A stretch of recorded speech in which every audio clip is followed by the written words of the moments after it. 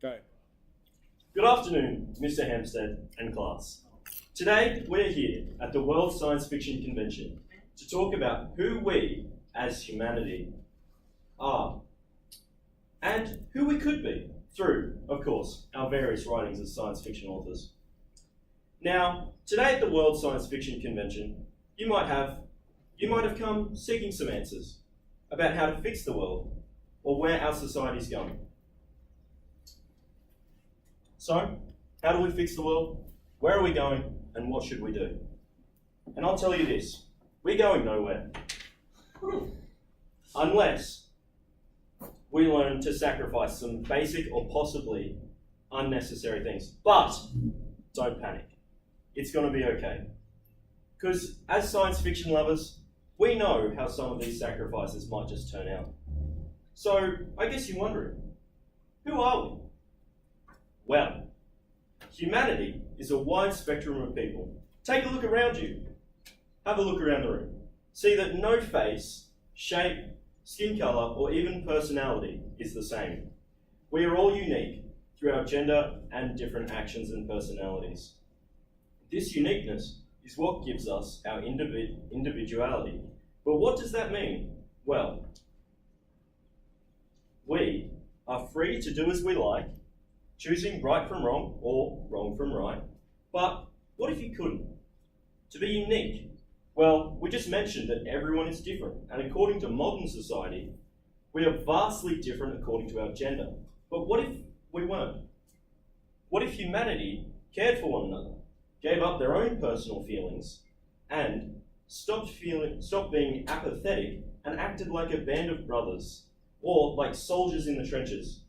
What if we, as humanity, were whole? And as one whole, we may work together. Now, by giving up some elements of our individuality, now, I'm not suggesting communism or pushing a leftist agenda, but I am seeking for a balanced and whole, united world. Doesn't this sound unattainable? Doesn't this sound unattainable? Well, it might be. But for us, using science fiction, we stretch humanity's limits to find ways to reach this imaginary world.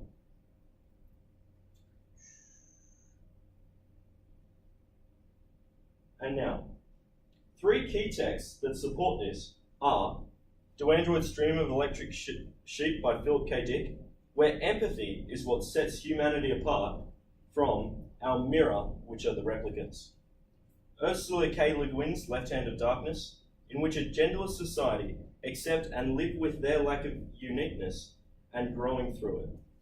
Or Robert Wise's The Day the Earth Stood Still, in which humanity is set an ultimatum that could result in eternal peace or destruction.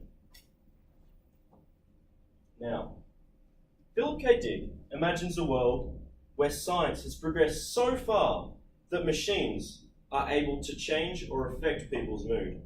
Now, you might know an old transistor radio, and this is what Philip K. Dick would have imagined a mood organ to look like. Now, a mood organ had a small little piece that you would put into your ear, and they allowed for thousands of different emotions to be ordered, such as 888, which is to desire to watch TV for no matter what was on it, or for hours of self-accusatory depression.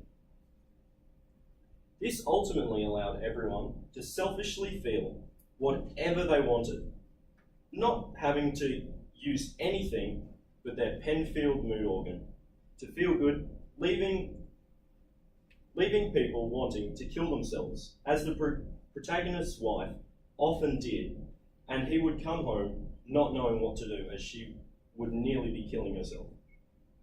However, as he characterizes humanity as cruel and selfish through their use of the mood organ, Dick channels humanity's empathy in the invention of the empathy box.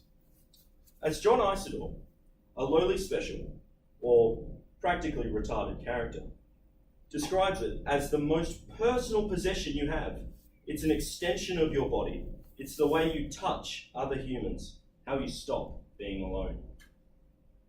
This reveals that if you could reach out and swap emotions with other people just by grabbing the two golden rods in the center.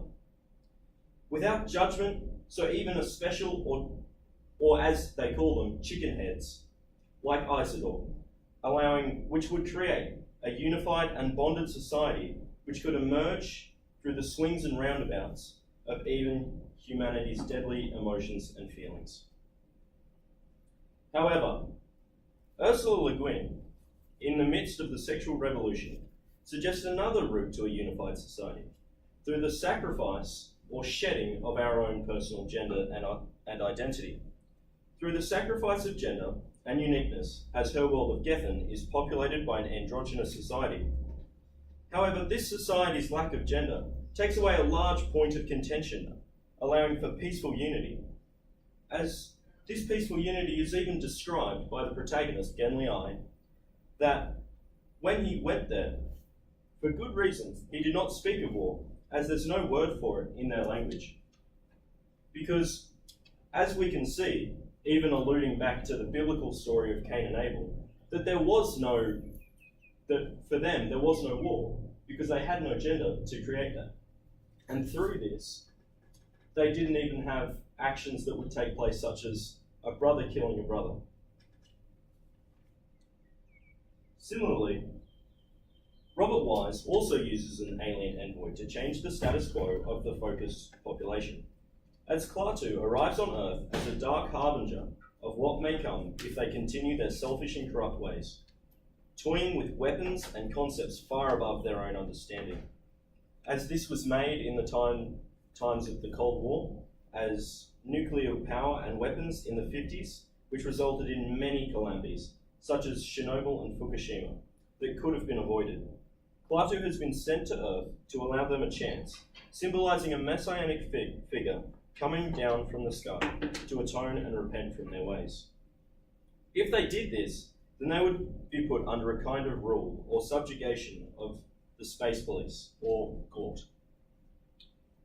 And Gort has the power to dissolve and disintegrate any form or object, allowing for an iron rule.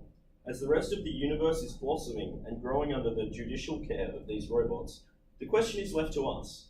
Would we be better off letting go of our personal, trivial, selfish pursuits to aid and become unified with the rest of the universe? Therefore, when as a society we give up the personal, subjective pursuits of our lives, such as gender or personal identity, our selfish and apathetic nature, or even our meaningless personal freedoms, it allows humanity to become whole through the useful sacrifice of unnecessary or bonus ideals. When we as humanity become whole, it allows us to do away with war and selfish pursuits, furthermore allowing us to advance and become greater, even having the chance to solve greater world problems. Thank you.